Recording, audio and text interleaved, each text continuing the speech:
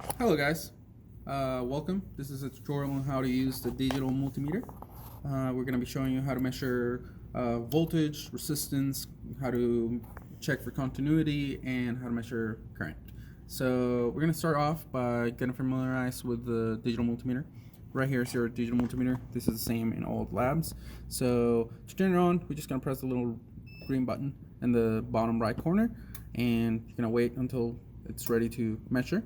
So to measure, we're going to start measuring resistance. So to measure resistance, we need to put the digital multimeter into resistance mode. So we're going to go over here and press the omega sign, which indicates that we're going to be measuring resistance. And we have probes over here. So I have them set up with alligator clips, so it's easier to attach to the circuit once we're measuring voltage and current. But we're gonna focus on resistance. So to measure resistance, we're gonna be using the top hole over here. So if we get a little close up over here, there's the ohm sign over here. So the positive is gonna go right there, and the negative part is just gonna go to the bottom where it says low. So over here in our trainer, we have 1 kilo ohm resistor. And to measure resistance, I have my two leads. So to measure resistance, it doesn't matter which way you plug it, you connect it. Resistors don't have a polarity, so it doesn't matter. So either way we plug it in, it should measure it. So right now it's connected. You might have heard a click. That's the digital multimeter out setting to measure the resistance in range. So I told you that was a 1K resistor, and it's showing over here as a 993 ohm resistor. Remember, resistors have a tolerance, so that's perfectly fine, but that's how you measure resistance. So let's move on to measuring voltage. So we're gonna measure voltage, and to measure voltage, we're gonna we're gonna build our circuit. So we're gonna come over here, we're gonna unplug that, make sure everything's off before you build the circuit. Make sure that you're not gonna have power going through your circuit. So we're gonna have our resistor right here, and we're gonna move it up a little bit.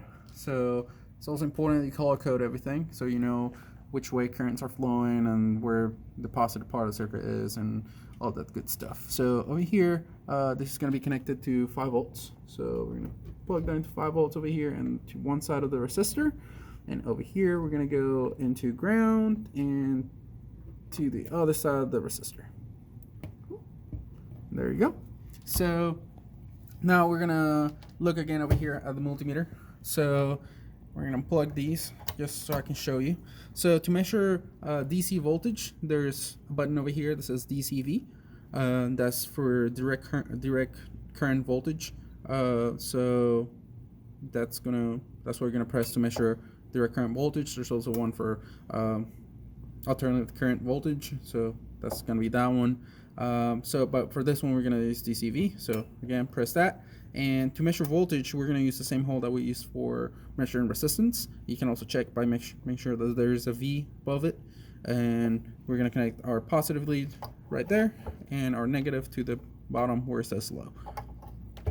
And now we're gonna take our leads over here, and to measure voltage, we measure voltage across things. So to measure across, and also make sure that we're measuring with the right polarity, you want to make sure that the positive part is to the most positive part of the circuit or the component that you're going to be measuring the voltage across of.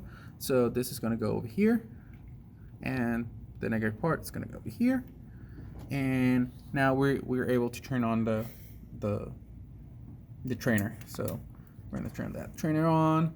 We're going to wait until it starts up and starts sending the voltage to the resistor, and it should be good. So now if you look over here at the multimeter, there is 5 volts going through that resistor, which is true because it's the only component that we have in our simple circuit over there, which is true. It's 5 volts, and that's pretty much how you measure voltage. So now we're gonna move to how to measure current. So make sure before you disassemble your circuit, make sure you turn off power, and now the power is off. We can take this apart. So to measure current, let's look at the multimeter. So to measure current, you have to be careful, otherwise you might burn a fuse if you don't put this in the right place. So to measure, first of all, to measure current, DC current, it's going to be this one over here where it says DCI, and also has a little yellow tab in the bottom. But that's the button that we use to measure DC current. And to measure DC current, we're not using the same hole. We're using a different hole. Then we're going to use the one down here. This is MA, which stands for milliamps. But you have to be careful. Make sure you calculate how much current is going to be through a component before, or through a path before you measure it, because you can burn a fuse as well, because this is only rated to 200 milliamps. If you're going to be measuring something higher than that, just go to the 10 amp input on the digital multimeter. So for this one, we're going to be measuring from milliamps.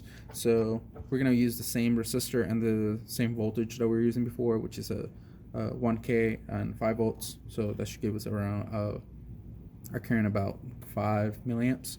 So that's going to go over here. And another important thing, this is very important. So to measure current, you have to break the circuit.